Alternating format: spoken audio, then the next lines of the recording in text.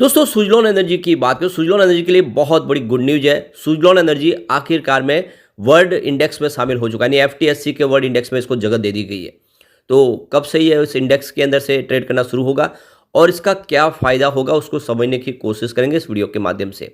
इससे पहले MSCI global index में भी इसको शामिल किया गया है, तो बड़े बड़े वर्ल्ड के इंडेक्स के अंदर ये शामिल हो रहा है और आने वाले समय इसकी वेटेज लगातार बढ़ती हुई दिखाई देगी। बहुत सारा पैसे इनफ्लो आता हुआ दिखाई देगा।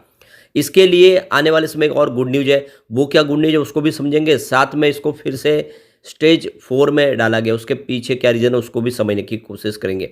और सुजलॉन एनर्जी का स्टॉक जो एक तरह से कंसोलिडेट हो रहा है 50 रुपये के आसपास, एक तरह से सेट होने की कोशिश कर रहा है। क्या आने वाले समय ये 100 होगा या फिर यहाँ से कुछ गिरावट की संभावना बनेगी, इन सारी बातों को जानेंगे इस वीडियो के माध्यम से। मार्केट एक्सपर्ट की क्या राय है सुजलॉन को लेकर वो भी समझने की कोशिश करेंगे। लेकिन फ्रेंड उससे पहले अगर आप पहली बार हमारे चैनल पे आए तो चैनल को सब्सक्राइब कर दीजिए, एक बेल आइकॉन दबा दीजिए ताकि जब भी नया वीडियो बने पहला नोटिफिकेशन आपको मिले। वीडियो पसंद आए तो लाइक से जरूर कीजिए। चलो फ्रेंड्स वीडियो स्टार्ट करते हैं। मैं हूँ आपका दोस्त एस बी दवे और हमारे अपने चैनल ऑनलाइन कमाई में आपका बहुत बहुत स्वागत है। तो सबसे पहले सुजलॉन के कारोबार की बात कर ले तो देख सकते हो कि फ्राइडे को यहाँ पे कुछ गिरावट हुई है। वैसे स्टॉक की शुरुआत तो पॉजिटिव हुई थी 47.70 पर, क्लोजिंग थी गुरुवार की 47.05 के आसपास। इंट्राडे में यही हाई था 47.70 का, वहाँ से दबाव बनना शुरू हो गया स्टॉक के अंदर। अब आप देख ही सकते हो कि स्टॉक ने लो बनाया था 46 का और अंत में क्लोजिंग 46.60 पर रही, जहाँ पे 0.96% की गिरावट थी, यानी लगभग 1% के आसपास की गिरावट थी, जबकि बाजार में तेजी का वातावरण था।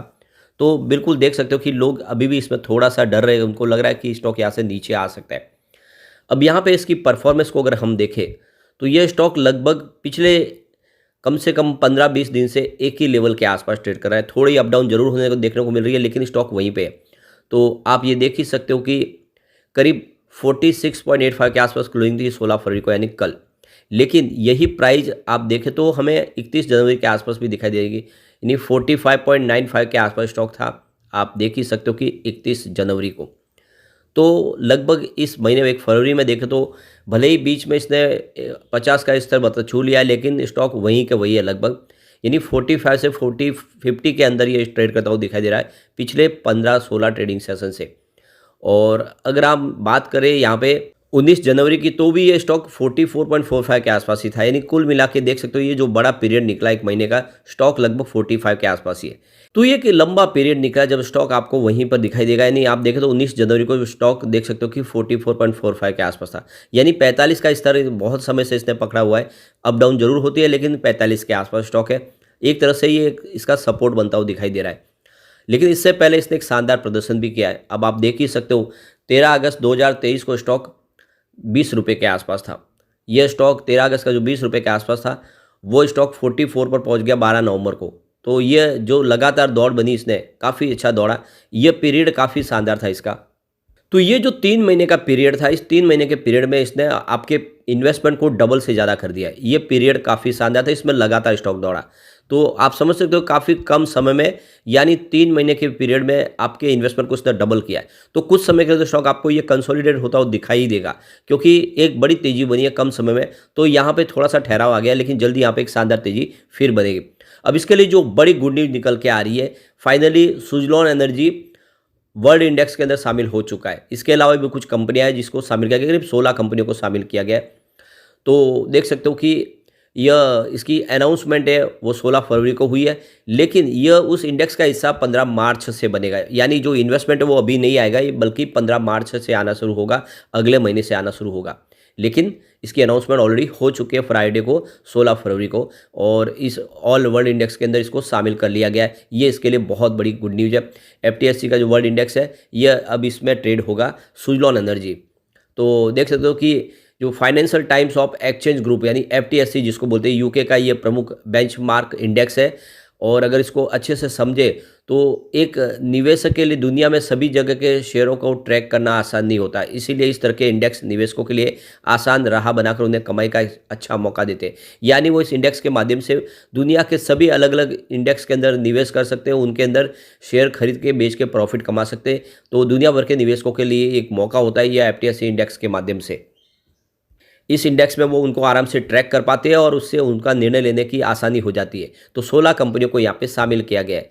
तो देखो कि इसका जो भारत में वेटेज बढ़कर 2.06% हो चुका है और एफटीएससी ऑल इंडिया इंडेक्स वर्ल्ड में अब बड़े और मिड कैप के शेयरों का प्रतिनिधित्व करता है। 31 जनवरी 2024 से 213 शेयरों के बेंचमार्क में भारत का वेटेज 2.06% के आसपास है। तो काफ़ी बड़ा हिस्सा है इस इंडेक्स के अंदर अभी जो शामिल हुए स्टॉक इसमें। तो इसमें जो पहला नाम है वो है fertilizer and chemicals Travancore, second है जिंदाल स्टेनलेस, तीसरा कल्याण ज्वेलर्स इंडिया, चौथा नंबर है वो केपीआईटी टेक्नोलॉजीज, 5 नंबर पे है मझगांव डॉक शिप बिल्डर्स, 6 पे है मेट्रो ब्रांड्स, 7 पे आपको न्यू इंडिया एश्योरेंस कंपनी दिखाई देगा, 8 पे आपको एनएलसी इंडिया और 9 नंबर पे फोनिक्स मिल्स है। इसके अलावा 10 नंबर पे पूनावाला फिनकॉप, 11 पे प्रेस्टीज स्टेट प्रोजेक्ट लिमिटेड, उसके बाद आप देखो कि रेल विकास निगम लिमिटेड यानी आरवीएनएल, उसके बाद में एसजेवीएन, ये दोनों सरकारी कंपनी है। उसके बाद 14 नंबर पे है सुंदरम फाइनेंस और 15 नंबर पे सुजलॉन एनर्जी है, 16 पे है थर्मैक्स। तो ये 16 कंपनियों को शामिल कर लिया गया है इस एफटीएससी के वर्ल्ड इंडेक्स में।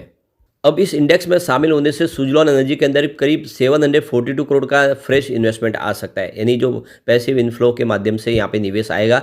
तो इस इंडेक्स में शामिल होने की वजह से सुजलॉन के निवेश में और आगे बढ़ोतरी बढ़ेगी और काफ़ी नए इन्वेस्टर जो यहाँ पे आते हुए दिखाई देंगे। तो यहाँ पे 2 ग्लोबल इंडेक्स है जिसमें एमएससीआई इंडेक्स जो मॉर्गन स्टैनली का ग्लोबल इंडेक्स है और एक एफटीएससी जो यूके बेस्ड इंडेक्स है। इन 2 इंडेक्स को देखकर ही पैसिव फंड्स निवेश करते हैं। ऐसे किसी स्टॉक में इंडेक्स में शामिल होने पर उन पैसिव फंड्स की ओर से निवेश आता है। वही दूसरी ओर अगर कोई स्टॉक इस इंडेक्स से बाहर निकलता है तो उसमें से वो जो फंड में से वो जो पैसिव इनफ्लो फंड है वो कम हो जाता है। वो जो निवेशक है, जो ग्लोबल निवेशक, वो अपना पैसा निकाल लेते हैं जिससे शेयर की प्राइस नीचे आती है।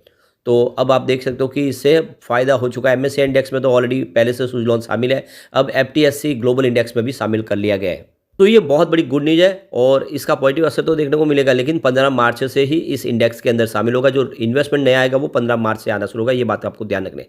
अब एक और इसके लिए फ्रेश ट्रिगर मिलने वाला है, वो है निफ्टी मिड कैप 150 इंडेक्स में और निफ्टी 100 में ये शामिल होगा।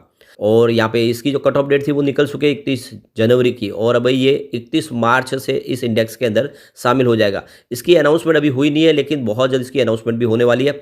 तो ये आप देखो कि निफ्टी नेक्स्ट 50 में बहुत सारे आईआरएफसी जैसे स्टॉक भी शामिल होने वाले हैं। इसके अलावा यहाँ पे देख सकते हो कि जियो फाइनेंशियल सर्विस चालू होगा और ये दूसरी तरफ देखें तो सुजलॉन एनर्जी जो निफ्टी मिड कैप 100 में आएगा।